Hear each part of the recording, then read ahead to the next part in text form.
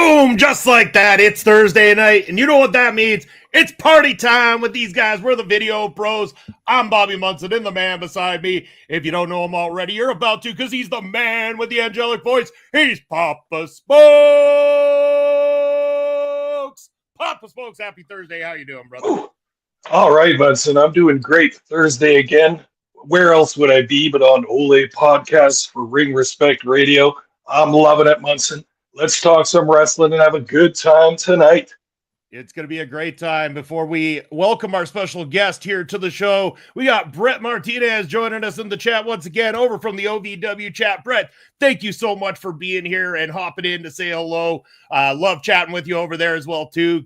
So thank you very much for supporting all the time. But at this time, it is my honor to welcome our special guest here, Papa Spokes, all the way from New Zealand. He is Mr. Jake Shehaan. Hello, sir. How are you? Yeah, good champions. How are we? Doing fantastic. All right. Thank you for being here tonight. Really do appreciate you joining us. No problem.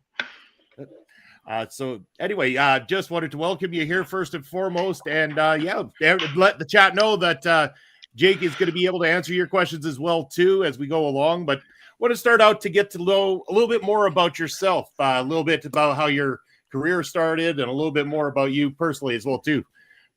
Well, I started watching wrestling in 2005, so my first ever experience with watching wrestling was the 2005 Rumble. So the first ever match I ever watched live was Shawn Michaels and Edge, in the opener. So I was hooked immediately. I was absolutely locked in, and then found that New Zealand had wrestling, got the mum to take me to a show, and I was hooked big time. And that's now the promotion that I help to run the training school for and wrestle for. So it's pretty cool. Yeah, and that would be IPW, obviously, Yep. is the one. Yeah, fantastic. So you started there. You have been all around, though, too. I know that my first introduction to your work was when I was watching just SPW. I hadn't been introduced to IPW just yet. And you were doing the control gimmick over there. I want to know a little bit more about that, because it was kind of interesting watching that unfold over in SPW, and then all of a sudden WWE seemed to bring in Damage Control using the same letters as what you had going on. Like thinking, Jesus, they gone stole Jake's gimmick here on him. Yeah, the amount of messages I got from people in New Zealand wrestling that were like, a gimmick that with someone that was formerly from Impact Pro Wrestling is using your gimmick that you use at Impact Pro Wrestling. It's the E. You're never going to argue with that. If whether they took inspiration or not, that's up to them. I'm not going to sit here and go, that's my thing they ripped off. I'm not going to be that guy. But yeah, I started doing the control thing in Impact Pro Wrestling and then took it down to SPW because they had a bunch of guys they didn't really have anything for.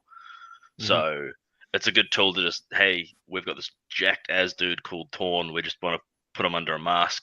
Can you babysit him? I was like, yeah, absolutely, give me everyone. So they did. I think at one point I had 11 between the two promotions. I had 11 full-fledged consistent members of the faction, which is crazy. Oh, fantastic. So you said you started watching in 2005. Was that also the same year you would have taken your training and got broken into the business as well too? Absolutely not. I'm nowhere near that old. Fair enough. I started training in 2013 when I was I think 19. Yeah, it would have been 19 at that point. Oh wow, okay. So I started training in late 2013 under Travis Banks and Impact Pro Wrestling in Auckland, which was tough. Damn, man. Those boys were brutal. I think my first training was they did we call it a deck of cards. So you just go through and whichever suit you land on, it's that amount of exercise of whatever suit. So we did a full deck of cards on just legs. Oh, wow. And I was a skinny kid, man. I was not the biggest dude, so that was fucking rough as. Yeah. So yeah, just been training for ages, and then debuted in 2015. Yeah, 14 months later. Okay. So yeah. So sorry for the misjudgment on the time frame there. I mean, I know I got a beard, but Jesus. Yeah, well, I mean, I mean, you never know. I mean, people get into the business quite young sometimes. I mean, you saying you got in at 19. I mean, we've seen even over our neck of the woods, people as young as 14, 15 coming in for training, under the... Yeah, we've got a trainee who's just turned 16. And the fact that a few months ago I was double his age was harrowing. Absolutely harrowing, because I don't consider myself like one of the old boys yet. Yeah. And the fact that I've got this like 15-year-old who's 6'3", like 120 kgs, a huge absolute unit of a kid, and he does like Brazilian jiu-jitsu and stuff. He's like Damn. tough. He's tough as they come, but the fact that like, yeah, I was double his age, I'm like, oh god, I'm ancient. Not quite. Trust me, we got you both beat here on the show tonight, so you're in good company. That's what I mean. Like, in terms of New Zealand wrestling, I'm not that old. Like 30s, like kind of middle of the rung. Like James is like 4 or 5 years older than I am, and even I don't consider him one of the old boys yet. So just harrowing that I'm not an old boy. And I have a kid calling me sir. That's always a strange moment when you're in the locker room and someone comes up, shakes your hand, and calls you sir. I've had that. Yeah. It's a different feeling.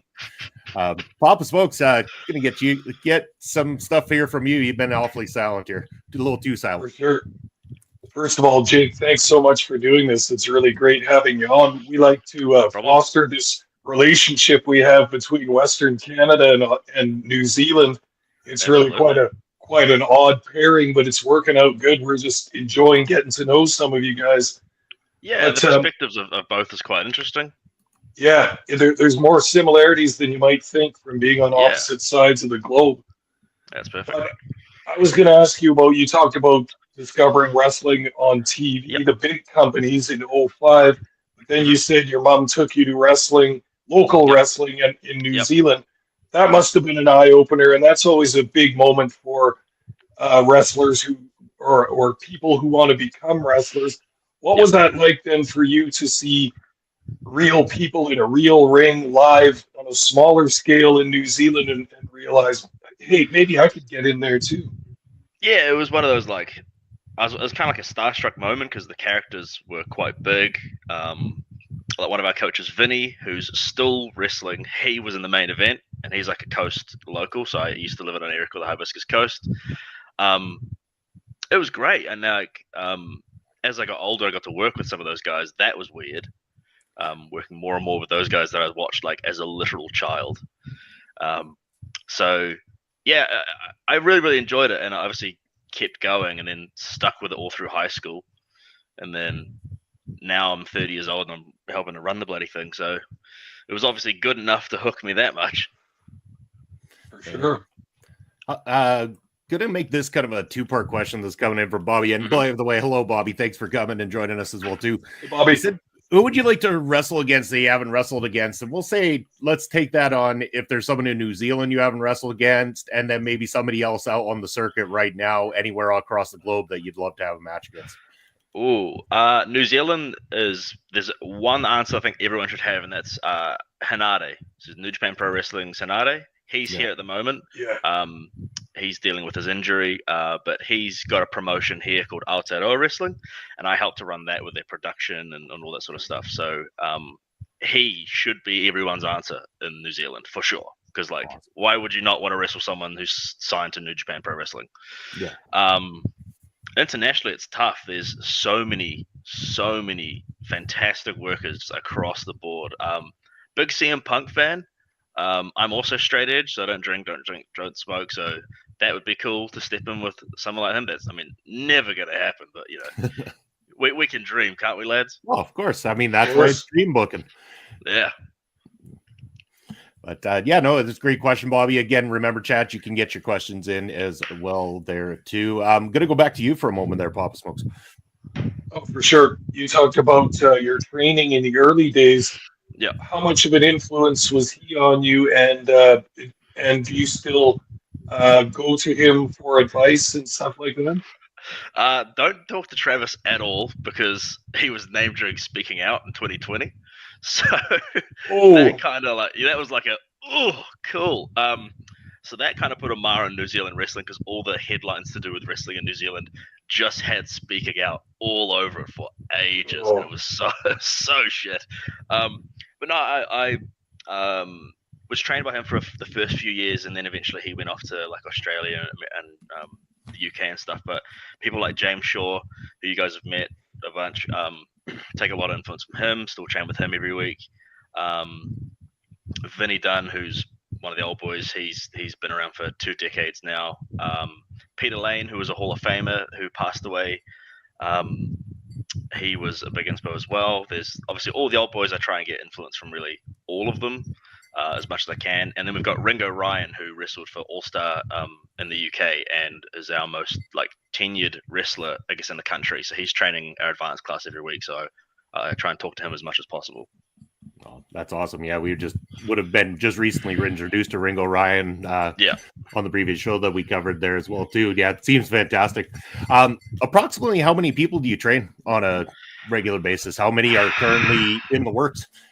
Our training school, we have 70 people in the school at the moment. I'd say week to week, there's probably, I'd say 45 people that train every week consistently. We're 5 nights a week, so this is the first time New Zealand wrestling has had a full-time independent training school. There's the Fale Dojo, which is Tox Fale from New Japan. He's got his own dojo that's for like 5 or 7 days a week or whatever, but we're the first independent school that's managed to achieve that. So we've got really, really good numbers, real good crop of men and women coming through. So it's all very positive at the moment. You know, we're breaking pre-sale numbers, attendance numbers, and have the most trainees we've ever had in the space of like 4 months. So it's looking up. Wow, that's a lot of trainees again, getting the future ready. I mean, wow, that's impressive. Because I mean, we struggle to find that here. Kind of thing. Like we've got maybe 7, I think, right at the moment, kind of thing. Yep. I mean, at least it gives our coaches more opportunity to go one-on-one with the individuals and stuff like that. But it's just the market here. That's the thing. There's not a lot of people here for the big space that it is. So not a lot of people interested. Or you get the typical thing where I'm sure you've seen it too. They all show up and they all have stars in their eyes about their future in pro wrestling. And 10 minutes into the training, they're walking right back out the door. Yeah, we had our tryout in March, and we had, I think, 26 turn up to that. And you could just see that's kind of like the goal is not the goal, but like it's sort of it's kind of like, let's see how many spirits we can break with just some squats and some press ups. And we've developed some horrendous like conditioning exercises and stuff. So we put them through the paces for sure, and we kept, I think, 18 out of the 26. So we had a massive class coming at one time. But we've got like a good structure system where after a certain amount of time they move to like an intermediate class or like an advanced class. So there's progression and stuff. So they're not just stuck doing the same thing for ages. That's how I think we maintain people. And also the WWE has suddenly been like really, really cool and mainstream with like The Rock and Cody Rhodes and Roman Reigns and all sorts of stuff. Like I guess that's making it more mainstream in New Zealand. So people are wanting to get more involved. And since we're the biggest school in Auckland by far, and it's such a huge population area, we pretty much get nearly everyone that's wanting to do pro wrestling.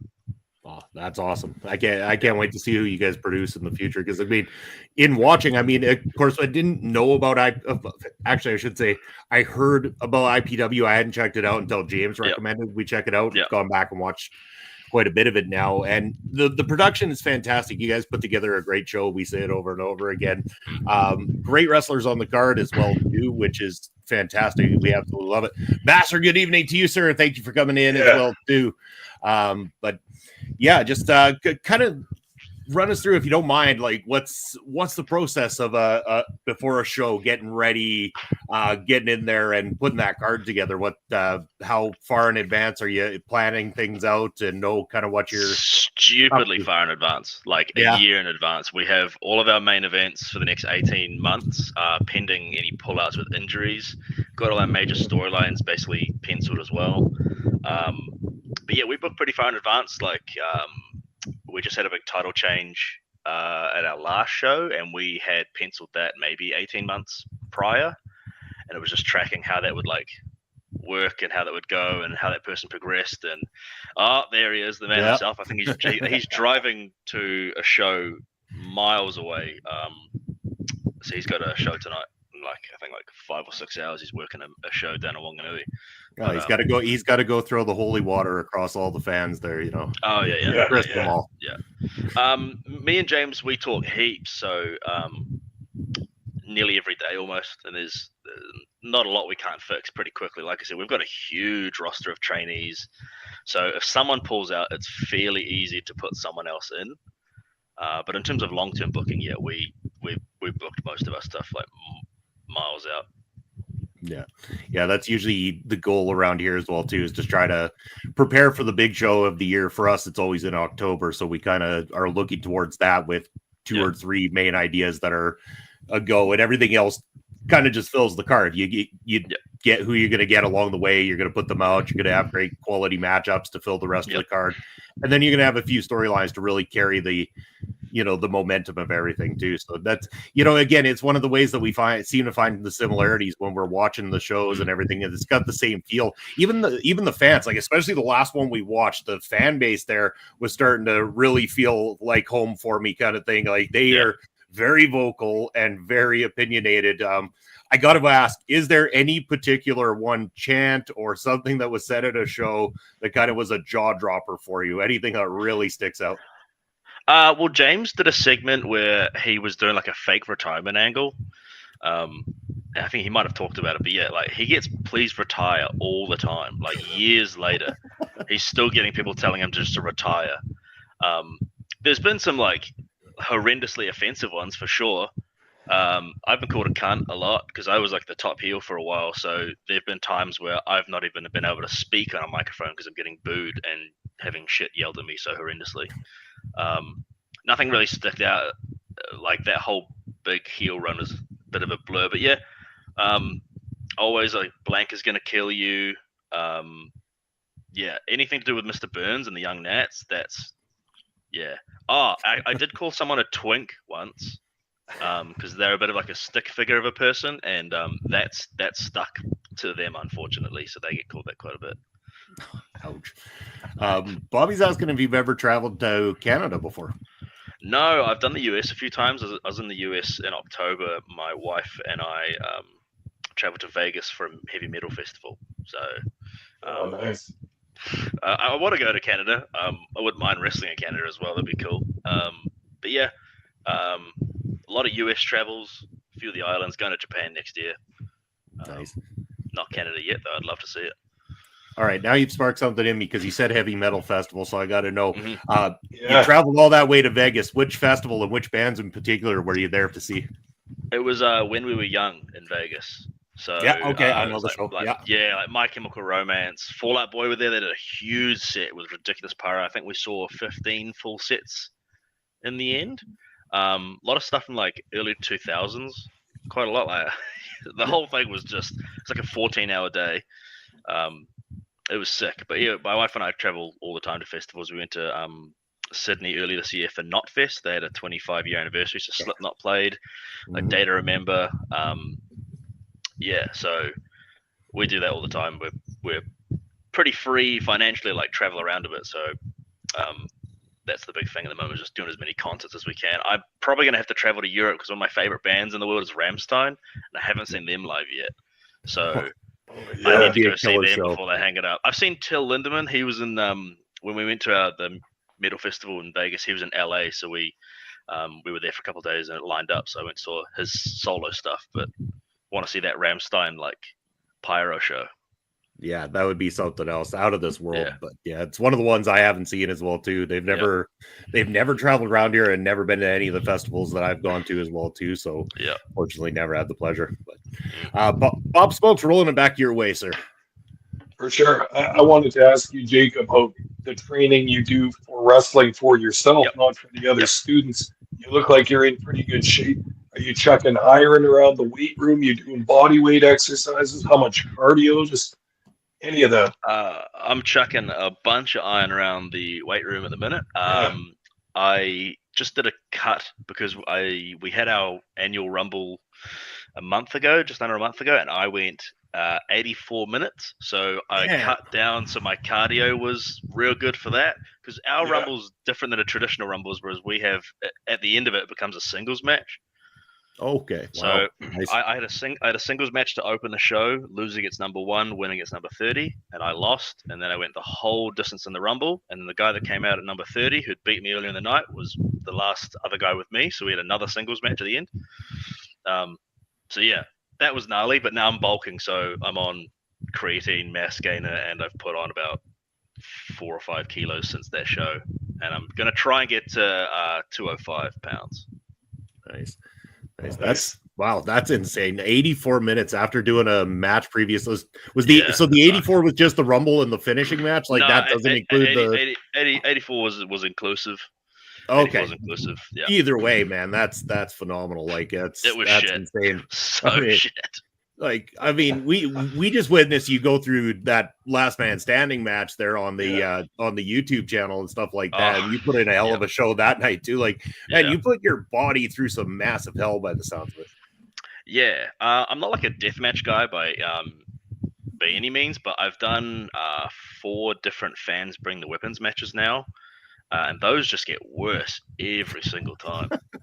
Like the last one I had, people just decided that they wanted to bring light tubes. I was like, "Oh, sick!" Damn. So we're just doing a deathmatch now. Cool. So yeah, I put my body through some pretty gnarly stuff for wrestling. Yeah, never been a fan of the light tubes personally myself.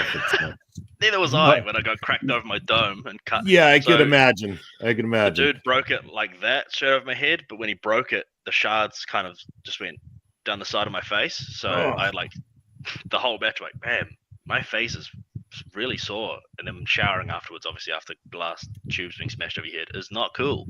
No, that sucks. Yeah, I can imagine. So was that the worst experience you've had in the ring in terms of, you know, getting beat up pretty bad, or has there been something worse than that? I've had a few decent ones. I've broken my hand in a match before, and then I wrestled a TLC match 2 weeks later in a cast. And I let the guys work my hand because obviously if I'm in a cast, like psychology-wise, that's a bullseye. So I let them like put it in the ladder rungs and hit it with chairs and stuff. My mum was not impressed, but you know, it's for the love of the game.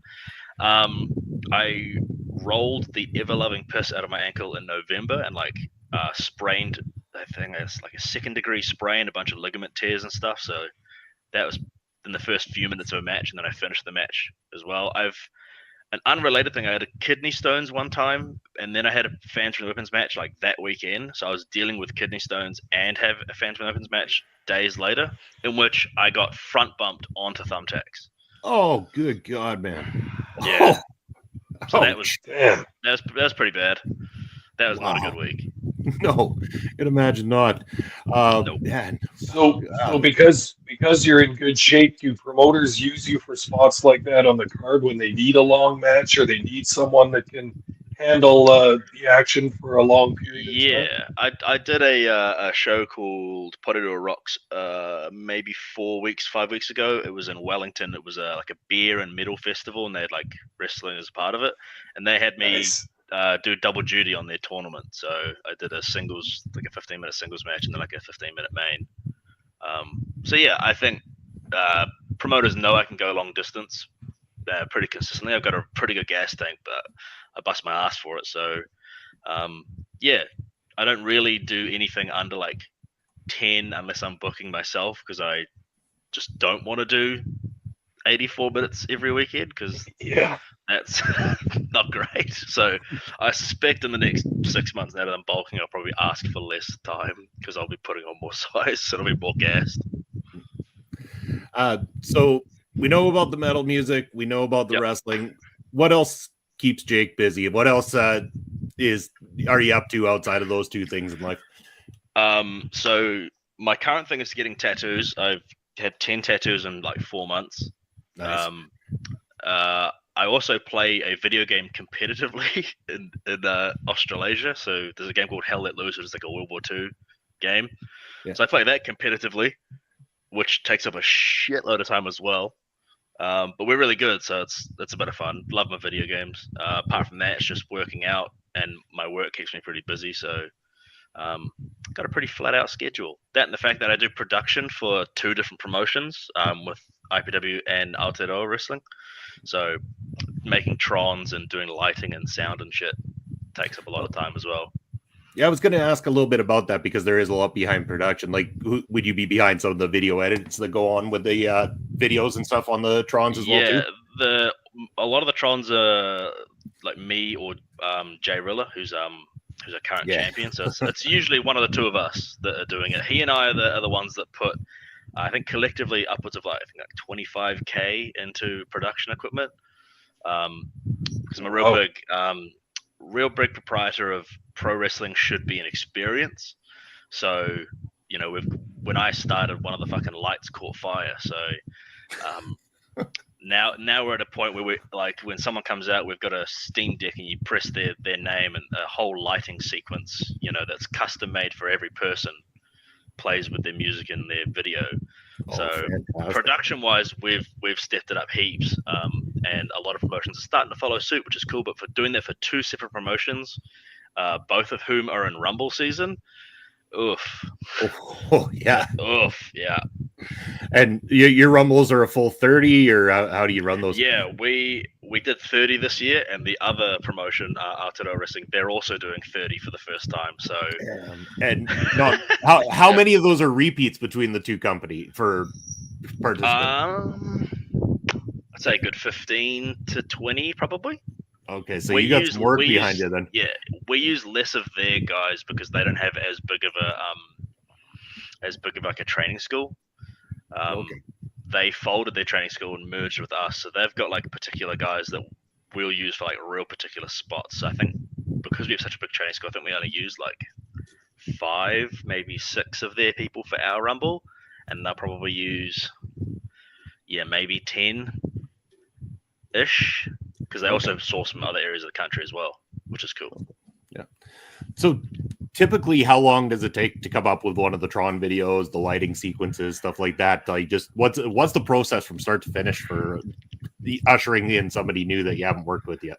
Finding music is the big thing, because a lot of people choose music that is just god awful. Like you're like, this doesn't match your character whatsoever. Like, how the fuck does that work? Yeah. Like, how does that say this about you? Like, I'm a real big music person, so like how does this song do this? Like one guy, Perfect Peter Parr, he picked like a dubstep song or something, and I was like, oh man, that doesn't say anything about your character. And then he found Perfect by the Veronicas, and holy shit, when he came out the first time and he cut off one of our biggest faces, he got booed out the building and he hadn't done anything yet. So it's like, you just have an annoying song. But I'm pretty quick with the video editing nowadays. If I get like a general idea of someone, I've got a lot of things to source from. So I do a bunch of video editing, like promos and vignettes and stuff that go up as well.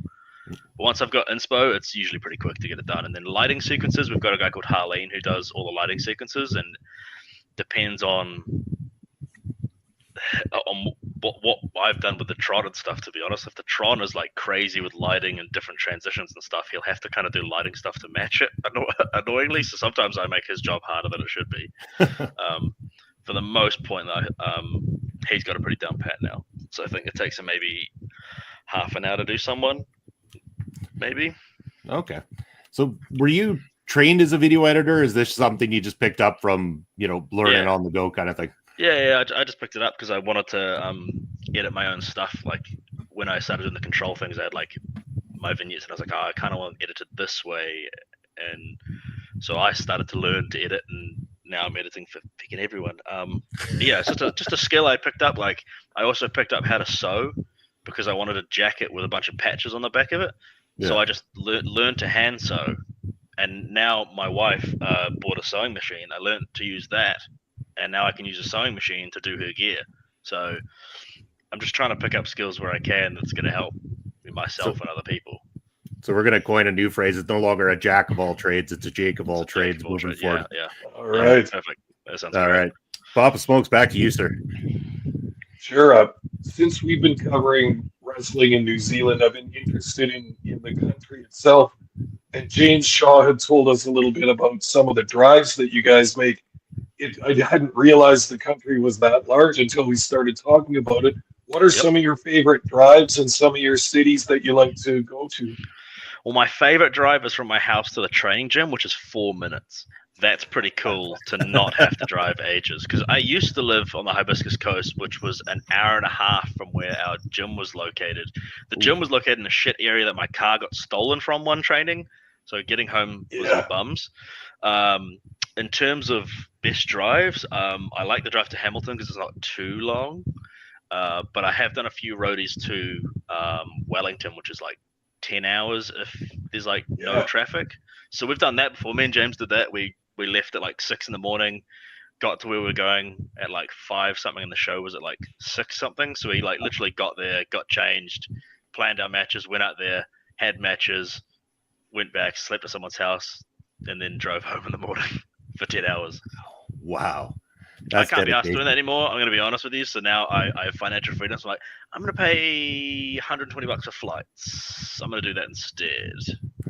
Well, I'd imagine, depending on what the gas prices are out there and the wear and tear on a vehicle too, like it's probably cheaper to fly sometimes.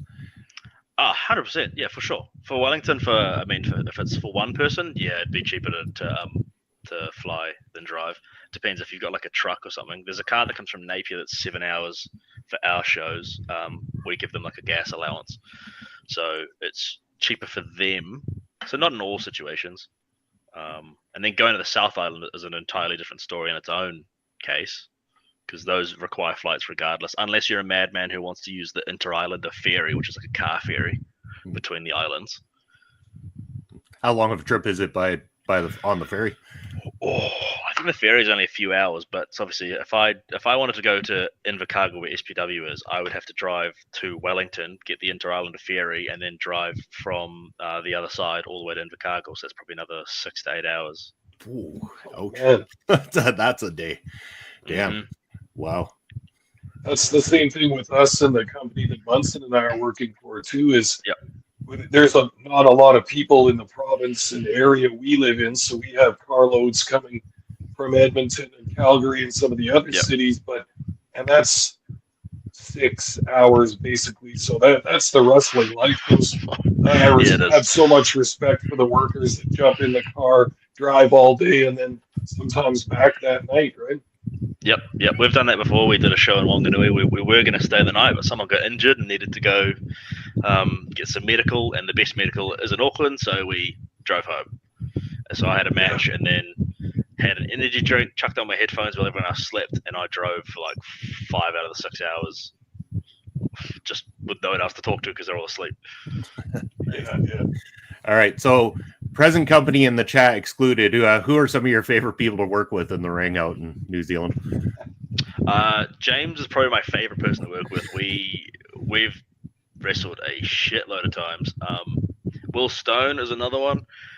He and I have really good chemistry, and he is so virally hated. In our Rumble, he was in for 1.5 seconds this year. So he did this huge entrance, and then the moment he stepped through the ropes, I just chopped him really hard in the neck, and he just went straight back out. And that was stuff like that. I love it so much. And like working with Will, there's always things like that he'll just present me like, this is just fucking perfect. Jamie Tuckett Essay, he's another Kiwi guy, Samoan, huge, super athletic. Won my first title off him in 2020. That is a freaking nature, and I hope all the best for him if he wants to try and do this full time. So, and then obviously people like Jay Rilla, who I've been training hard out. There's so many to name. Spartan, Horace, Marcus Cool is incredible in New Zealand. Yeah. He's super. He built like SPW from the ground up. So. I love working with Mark. He's a character as well. Anytime he's in Auckland, I get him to try and stay at my house so we can hang out. Those are most of the names that are jumping out at me at the minute. Oh, fantastic. Yeah, it's a great crop of people. That coming into the Rumble and then getting quickly eliminated is almost like the New Zealand spot. Hey, I was watching the 1991 Royal Rumble recently and saw Bushwhacker Luke do exactly that spot. That's so hilarious. Yeah, we were going for the Santino who just comes in and gets clothesline, but I was like, shit, can I not chop you really hard? And he's like, yeah, go on. Because I got leather hands and I fucking lay it in with chops. So, and I hit him, and man, he like literally stepped through the ropes, as soon as his foot touched the ground, he was gone. Like, it was so good. The timing's fantastic. When that gets edited and put out, just watch for that, because that's such a good clip. Can't wait. And Will Stone is, I mean, he's so good at the second, like the first time we saw him and he walked out, we're like, this guy's a heel. Like, we just he's got that face where you're just like, man, something about him makes me want to slap him myself. Yeah, it's so punchable. Yeah. That dude's one of my best friends in the world. I talk to him every day. We go to the gym all the time together. We're training partners. We run the rookies class together. So yeah, the fact that he is so punchable is just brilliant. That's why I love working with him, because he's my best mate. So I get to chop the fuck out of him. Everyone loves it. I love it. He doesn't. Everyone wins. Oh shit! I mean, of course he's you know, he's got that punchable face, but he's just so damn good at playing it up too. It's not just the face, like his ability to play it up the whole time. Like, and I think that's why the crowd eats it up too. The fact that he draws that much heat from not even having to do a whole lot, but then he just adds to it. It's just like kind of throwing salt into the wound every single time. So yeah, I can't wait to see that spot. It's going to be fantastic.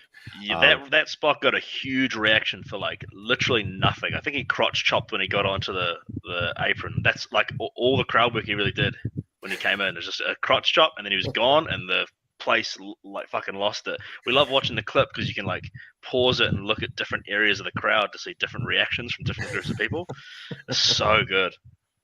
Oh, can't wait. So, turning it back your way, Papa Smokes. And again, our live chat, if you want to join in on the conversation, make sure to get your questions in as well, too. But back to you, Papa Smokes. For sure. Well, as a wrestler, Jake, and as a trainer as well, when you go back to study some professional wrestling from the past, what do you tend to watch? Like, if you want to see different styles or different moves, or just kind of get inspired as a wrestler or a trainer. Yeah, I know. I was noticing that. Stan Hansen. I found that in a record shop in LA. It was like on the. No way. It was so good. I was like, "What the fuck? That's fantastic!" It's got like Japanese and stuff on it as well. It's amazing. I like the old bruiser stuff. It's the old bruising stuff, like Big Japan and stuff like that. I love that sort of shit. And then the early 2000s, like WWE, like Raw and SmackDown, the area where I started watching, that stuff for me is great, because I think in like the late 90s, early 2000s, the fucking pacing was so gnarly. Like I feel like guys didn't sell fuck all. There's so many times that you see someone take a gnarly bump and they'll just be up for the next thing like straight away. But in like the Ruthless Aggression era, they seemed to tone that down a bit, and the selling was like more appropriate to what was happening. Like if you go back and watch some of the old like triangle TLC ladder matches and stuff, you're like, holy shit, they're up already. Like they just took a chair shot to the head or put through a table, but they're back up doing a double tag team thing like a minute later. I prefer selling. Some of the so that's a lot of that inspo, like those Japan matches where they were throwing stiffer and working slower, and then like the WWE stuff where they kind of started to cotton on that, hey, the boys can actually like slow down a little bit. For sure. Saying hello to Astrid joining us in the chat there. Hello, Astrid. Thank you for joining us here. And reminder to everybody that this coming Monday night, Astrid and Ed have got a pre-taped but an amazing interview with Big Body Javi joining them. Javier Barnell, recently from NXT, is going to be joining them Monday on the channel, so stay tuned for that coming up as well, too. Looking forward to it. But back to you again, Pop Smokes. Sorry. Okay. I was wondering about fan interactions you've had. Any good stories, any wild stories about the fans in any of the cities? We all had this like one fan at one point that would just like consistently abuse all the heels to like a point where he started getting like legitimately threatening. And every year we were doing a thing called Armageddon, which is like the New Zealand Comic-Con. So we would have our ring set up, and it was like, I don't want to say easier for fans to just like try and bum rush the ring, but it would have been very easy for someone like him to bum rush the ring. And I remember him saying that he was going to jump in the ring and stab me. So that was pretty cool. That's when you know you got heat, when you get threatened pretty. I was like, straight up, bro, out of gimmick, I will knock your shit off your shoulders if you try and get in the ring. I will stop what I'm doing to just kick you in the head so hard. And that deterred him, which is pretty cool. Apart from that, not really. The fans in New Zealand are pretty chill in that regard. They're mainly just friendly. They just want to be mates. They want to give you shit. They want to this is one kid who makes everyone like custom figures and stuff. So we get that. We get fans bringing us food. Like they'll also bring like a bunch of baked cookies to chuck backstage with catering and stuff. So for the most part, New Zealand's pretty wholesome. That's good to hear. Mangler says heels need love too, as he joined us here in the chat. Thank you for joining us. You got to enjoy that wholesomeness. Like again, same here. Like you get the one or two jackasses that try to spoil things. They usually ask to leave and never come back, kind of situation. I would say almost every single time we get a good 99% of the audience that's just there to have a hell of a great time. Yeah, some of the shit they say isn't always exactly the most pleasant. And sometimes I have to bring that audio down a little bit on the YouTube side to try to make sure we don't get ourselves banned. But we find a way through that or through doing the commentary over top of it. So it's not all heard from. Again, it's one of those things you can't control what the crowd is going to say at any given time. And sometimes you get a few beers in people and shit can get out of hand. I think we've had one incident, a couple of times when people try to think they get tough and they step up to one of the wrestlers and they get tuned in pretty damn quickly in the process. Yep, for sure. We get the same. Like 99% are good. There'll be 1% of people that try and get themselves over, and everyone else is just like, shut the fuck up. Like, we're not here to watch you. You didn't get a microphone when you walked in. You got your bloody seat thing and you sat down, you idiot. So for the most part, everyone's pretty chill. We've had one girl jump the ring once because Jamie, who was getting his ass kicked by a guy, she was like a church mate, so she jumped in to try to protect him, which was like also quite wholesome. People are like, stop. It's like, oh, fuck, that's great. That's the worst we've probably ever had is like someone jumping in the ring just to try and help the babyface. Yeah. Well, go ahead. Do you remember during COVID, during the actual lockdown and stuff, the regulations were pretty strict around here, and we were kind of nervous about throwing our shows. The capacity had to be just, perfect, not one person over, and everybody had to be wearing those masks and all that stuff. Yep. And there was one guy near ringside that was pissing me off because him and his buddies didn't think they had to wear their masks. And it was tense. We were just hoping we wouldn't get shut down and all that, and we were determined not to be shut down. Yeah. So at the halftime break, I went up to that guy, and let's just say had a little chat with him. And then, Munson, you remember, long after those regulations were gone and people didn't have to wear masks, that guy was wearing a mask for a year after that. Good boy. You sit there and listen. That reminds me, I had one funny interaction in a show in Wanganui. It was a bachelor party. They were sat in front row and they were getting themselves over the whole show by like chanting for all the heels and kind of fucking some matches because they were just like not letting the audience cheer for the babyface. So I went out and said, which one of you lucky men's the groom? Who's getting married? And the guy stuck his hand out. I said, cool, I hope your wife cheats on you. And then I got in the ring for my match. And the rest of the match, I didn't have to do anything. Those guys fucking hated me. And they wanted to talk to me after the show, and I was like, nah, they can fuck off. I'm just gonna, I'm good. Fuck them. I don't want to give them the good side of me with that. Oh, that was funny or whatever. I'm like, nah, I want them sat there knowing that they got fucking told. That's a great way to draw heat as well too. The one person, again, I've seen it 1,000 times from in the times I've been down there videotaping over the years and stuff. El Assassino draws heat like nobody's business in our market. I've seen the incident with the old man and the cane, where all of a sudden he starts smacking Assassino upside the head with his cane. Assassino tries to grab it back. The old man pulls back, smacks him one more time, and he tells him, "If you try that one more time, old man, you're going to be having that cane shoved somewhere you don't want it shoved," kind of thing. And this old guy starts backing off then. But how many countless times, it seems like every other show that some hothead that's had 6 or 7 beers in the night thinks that he's all tough. Well, he's pumped his first set of weights that day for the very first time in his life, and he wants to get tough with El Assassino. And next thing you know, Assassino's got him shoved back into his seat, spitting on his shoes. Like, he will go to no extent to make sure you understand that he is not a good person, and he will make you remember that he's not a good person by the end of the night. Yep. I love that. People seem to think that even though they might be the same height as some of us, that they can go with some of us.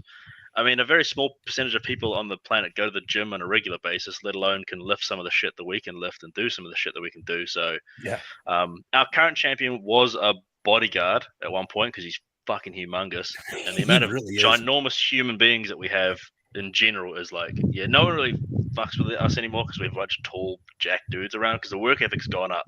So everyone's in real good shape. No one looks like they've just walked in from the audience anymore. It's pretty nice. So oh, sorry. Go ahead, Papa Smokes. You go first. Just to finish that thought, I've told a few fans and a few guys that I know that come to the shows around here too. Yeah, get into it, cheer, heckle, do whatever you want. But if you step up and pop up in front of any of the heels, you're on your own, dude. Like, that's a bad decision. Don't ever do that. Yep, for sure. So, yeah, no, I gotta ask. I'm curious about Jay Rilla for a second. I know that he's the champ over there now. That's gonna be revealed coming up here in some of the upcoming shows, but very aware of it. But I want to know, because we've been talking about it. I mean, he's a massive dude, and his matches so far have been quick squash matches to really pump him up as this undefeatable force. I gotta know, he's beyond what we've seen so far. I got to imagine that this is just the tease of Jay Rilla, that once he really unloads and gets in a competitive match, we're going to see a completely different side of what this big man's capable of. Yeah, he's super explosive, and there's shit that he can do that people haven't seen yet because we've restricted him. Yes. Because we want to book him in such a capacity where it's like, no one's close, no one can touch you. He hasn't been bumped in 2 years. So no one in New Zealand, to my recollection, has been booked like that. People always, regardless of size, like, oh, I'm a wrestler, so I'm going to bump. Like, no, dude, protect yourselves. And I've had to have like several heart-to-heart conversations with them. I'm like, I know you want to have longer matches, but please, for the love of God, just listen to what I'm saying. Yeah. And we did a show in Hamilton, which is his hometown, and we did like 700 people. And it was me and him in a tag against James Shaw and his tag partner, Sir Mr. Burns. And when I got that hot tag, because Jay didn't get in at the start, I did the whole start, I did the heat. As soon as I hot tagged him, the crowd lost their shit, and the match was over like 2 minutes later. He just fucking ran through them. It was beautiful, fucking beautiful.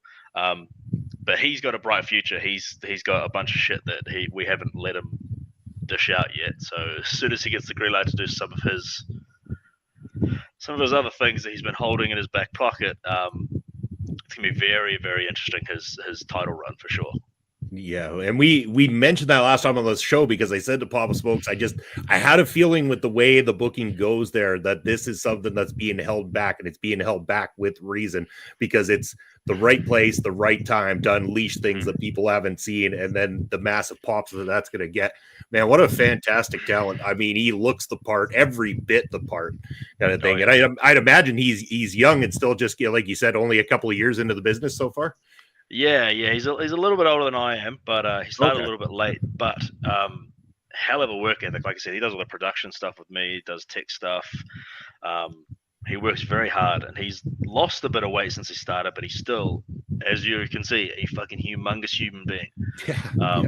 And when I've trained him for a few years now, like kind of showed him how to present himself more as a big man, because he kind of at the start just wanted to do what everyone else is doing. And man, he's scary strong, like just naturally, just ridiculously strong. His grip strength's crazy.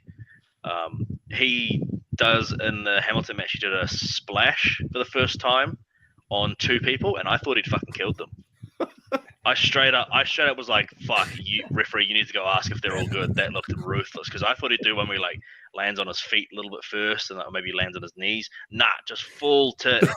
Boom. They're like, the audience, just this like deafening silence. Like, oh, I think everyone felt that, you know. But yeah, fantastic! I can't wait till he does that to just one person. That poor bastard's gonna get fucking killed. James, watch out, son. Yeah. James has copped some ass kicking from Jay recently, and I'm sure he'll have many more to come. Yeah, I can't wait to see that match. Of course, James defending the belt coming up there. That once that one hits YouTube as well too.